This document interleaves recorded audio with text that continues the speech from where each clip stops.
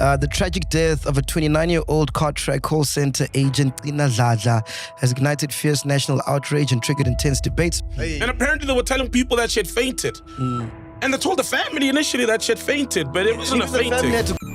This is what you missed.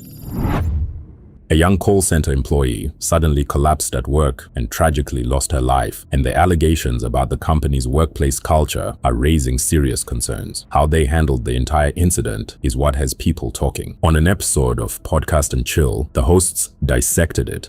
Sadly, we have to start the show on a sad note. I don't know if you read about the CarTrack lady that passed away. Very sad story, man. The tragic death of a 29-year-old CarTrack call center agent, Gcina Dhladhla, has ignited fierce national outrage and triggered intense debates surrounding workplace health in South Africa. Dhladhla tragically collapsed and died in a bathroom cubicle at the company's Rosebank headquarters after repeatedly warning management that she was suffering from severe exhaustion and illness. Her grieving family alleges she submitted multiple doctor's notes but was forced to work under the threat of disciplinary action. Claims CarTrack strongly denies, maintaining that emergency protocols were immediately activated. The tragedy has resurfaced historic disturbing allegations against CarTrack's corporate culture, including a bizarre 2025 controversy where staff were allegedly banned from using office elevators. Your thoughts? Ghost Lady is the first to point out how stressful call center jobs can be, while Sol shares that his own experience was very different. He says the places he worked had lift access and proper staff facilities. That's when the conversation shifts to the reports coming out about CarTrack. Ghost Lady.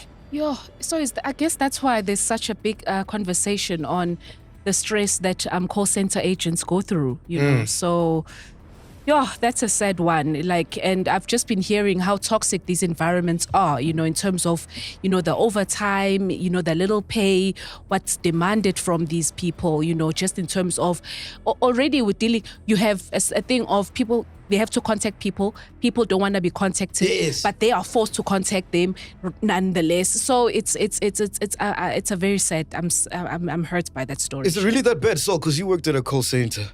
Yeah. No. I worked for a call center nucleus, CNN. It wasn't bad at all. Like, it wasn't that bad. I don't want to lie, bro. Number one, we were allowed to use the elevators. Number two, we did have a canteen. What they describe paints a sad picture. Employees allegedly had no designated smoking area on the property. Meals were taken in the basement and lifts were reserved for management. Workers reportedly had to climb 4 flights of stairs every day while facing penalties for arriving late. It sounds less like a modern workplace and more like an environment built around strict control. CarTrack, and it's funny because they built a whole new facility. So CarTrack used to be right next to Kaya, right? And I'd wonder, I'd see these guys come out to smoke by our door, and their door is like literally across. It's in the one yard, but 2 separate buildings, maybe connected by a wall. Were they stressed? Well, yeah, definitely. Okay. And I'm like, hey man, why are you guys smoking here? They're like, we're not allowed to smoke around the building. Yeah, and then there were signs. I might have a picture actually, because you know me, I like taking pictures, but I'll look for it. There might be, let me search, smoking. I might have a picture of that actual sign. I was like, there's a sign that don't smoke here at all.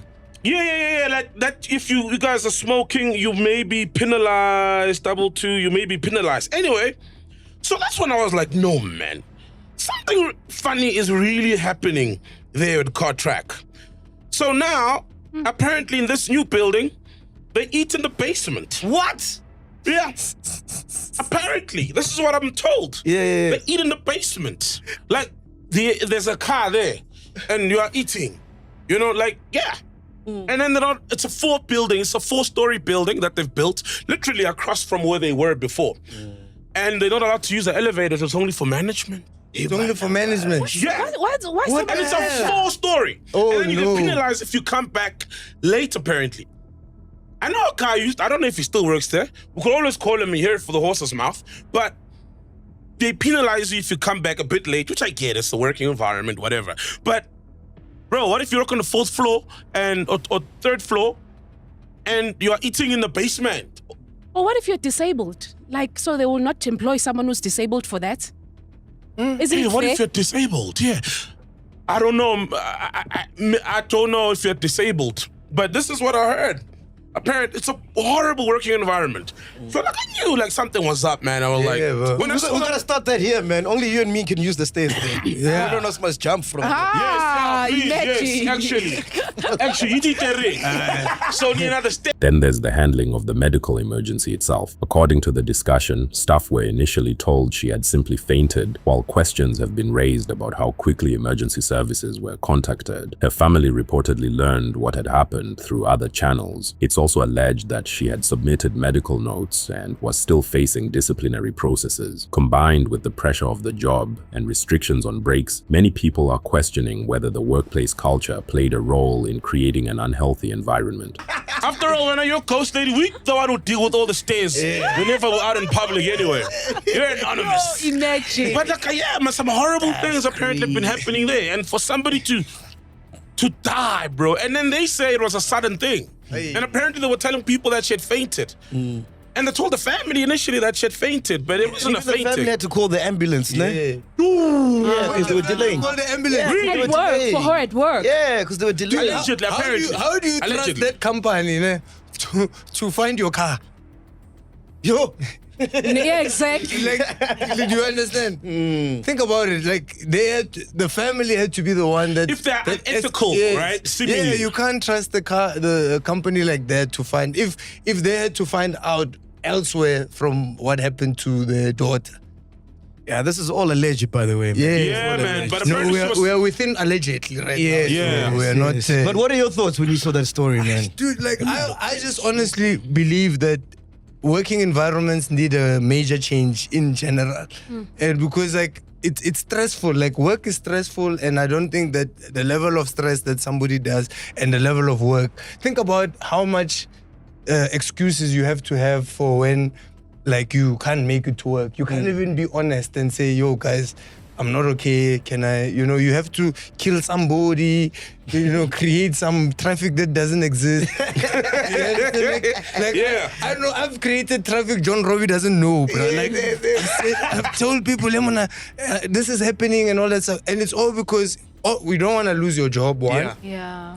You can't afford to lose your job, one. Yeah, And the bro. other things is that like you don't know what to do in order to deal with the situation heavy. And whenever you give people power, like in terms of like the white guys and or whoever has the power in your company, they always turn crazy, and you can't be honest with it. And unfortunately, this lady had to pass away in order to in make the a point. toilet. Bruh, imagine I'm stressed. That's all I have. I just have stress. You don't think that stress is gonna kill you, bro? No one will believe you. Stress. Yeah, bro. You understand? She even submitted sick notes as Yeah. well. And apparently there were disciplinary proceedings because she didn't come to work because she was sick, and they got stopped by obviously the sick note that she provided. Yeah, dude. Imagine someone dying, and then after that your employer There it is. You see, I took a picture of it. Oh damn! Can you see what it says? Zoom in. To all All CarTrack CarTrack employees. effective immediately. Smoking on the premises is strictly prohibited during office hours. Yeah. So you can't smoke in the yard. Can't It's even- like not in the office. It's like Yeah. you can't smoke within the yard. So the people had to go to Kaya, and this were pasted everywhere, even around the Kaya side. People needed to go to Kaya, which is technically next door, even though it's on the same premises. Hence, they put the thing there because it's all one yard. Imagine you couldn't. Yeah. Can't smoke. I know, like, people go to basements and smoke in every work environment. Just take your stompies, be responsible, don't smoke indoors. But people like, you can't smoke anywhere. Yes. People needed to go out to my robotine and I said, Kaya to smoke.